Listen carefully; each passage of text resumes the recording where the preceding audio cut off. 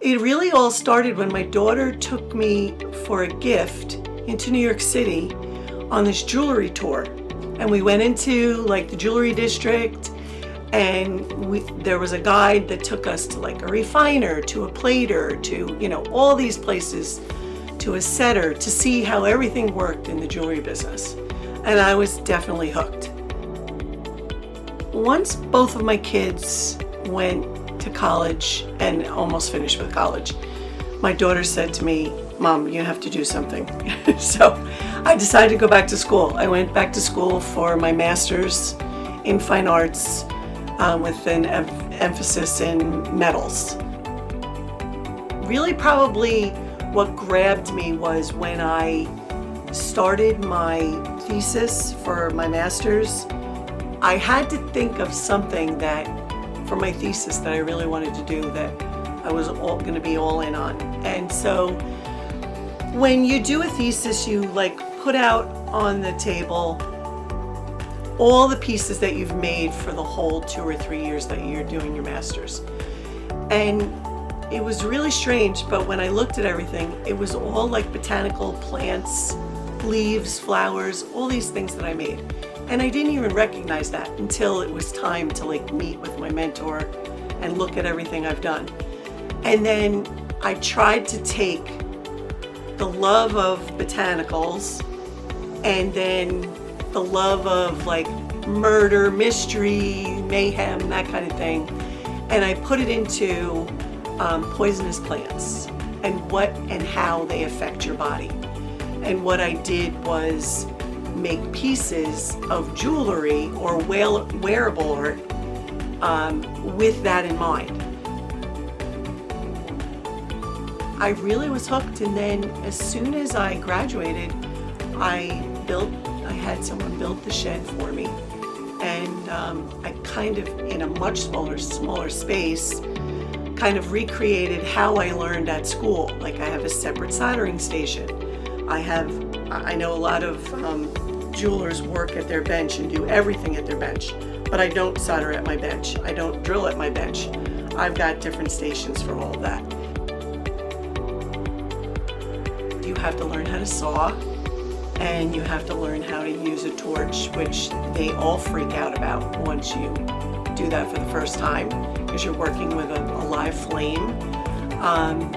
But riveting is probably one of the first projects you learn, where you would saw out pieces and layers of metal. And this is what's called a cold connection, where you're not using a torch and you're just using wire as a rivet and keeping your pieces together. So so that's kind of what you need to know as a basic.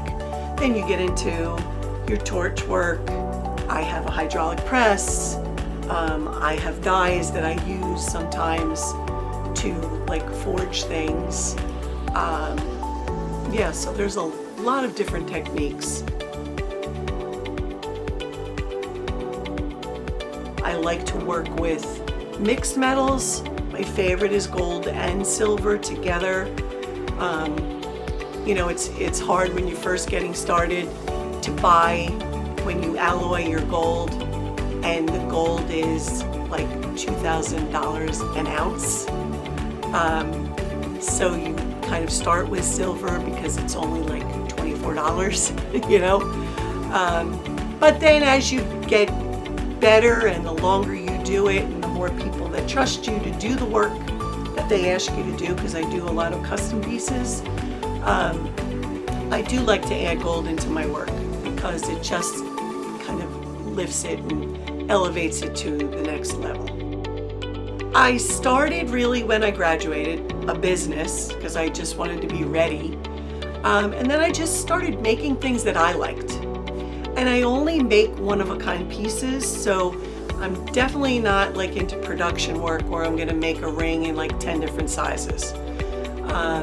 And then I just started selling, little here, little there. I think I'm proud to say, when I sell something to somebody, they really have the only one that there is, which they like as well. Or when I'm commissioned to make something for someone, I draw out what it's going to look like. I go back and forth with my client, and we decide together. Of course, I try to steer them into what I know is going to be better for how it's going to look or how it's made, and they totally give me that way to just run with it. I just like working with a client one-on-one, one-off things. I've done really bizarre things, but it's kind of fun because I don't ever do the same thing twice. That's where knowing how to do certain techniques come in, because you have to know that whether they're asking you to make something or whether I'm trying to come up with something is really going to work.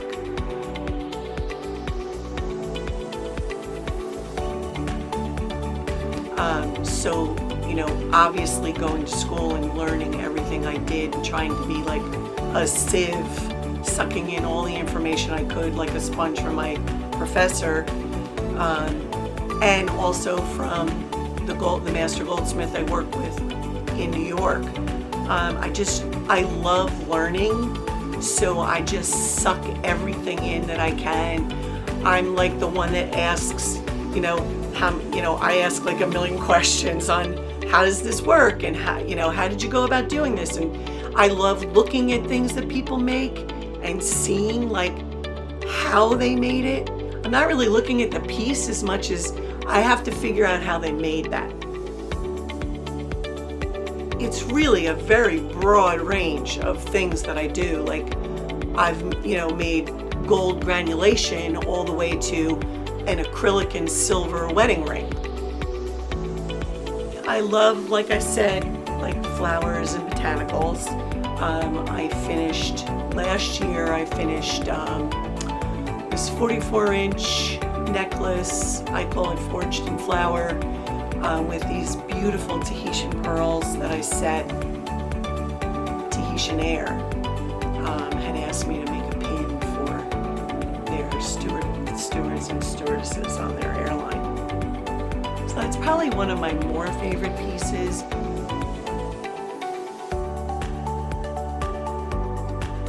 One of the pieces I did was mixed metal again, silver and gold, with a beautiful tanzanite that right before COVID, I had gone with my family to South Africa, and I picked that stone up there. And I was holding on to it for like 3 years. And finally, I thought it wanted to be a ring, but it told me it was not going to be a ring, it was going to be a pendant. So so I put that together. Sometimes it just tells you it doesn't want to be something, and it turns out to be something else. I think while I'm making it, I'm freaking out a little bit because I know it's for someone, and some of the pieces are really complicated, and I don't want to screw it up in the middle. I'm always working on 3 or 4 things at a time. If you look at my bench, I've got different projects going, and if I don't have something that's due right away, okay, I'll jump on something else right now. Right now, one of my pieces is in a show. It's framed in a frame, and it's hanging on a wall, but it's a piece of jewelry that I actually did win first place for in the county show, and now it's going to go to state in September. So hopefully, fingers crossed that it'll go for somewhere from there. But it's just really nice when you think something is good, but that's like you thinking it, and then when someone else sees it, they kind of agree. It's always nice, especially by your peers. It's really rewarding as far as I know I made this. I did it myself, and when it comes out great, it's like, oh wow. I know so many people. My kids grew up in this town. They went to school here. During that time when I was a mom, I was the PTA president in every school they were at. So I knew a lot of people, and what's nice is that now they see me in a whole different light.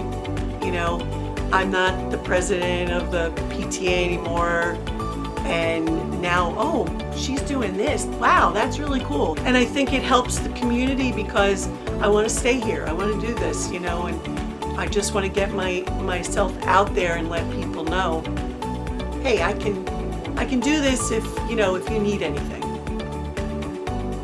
As long as my hands can, saw away and hold my torch, I'll be doing this for a long time.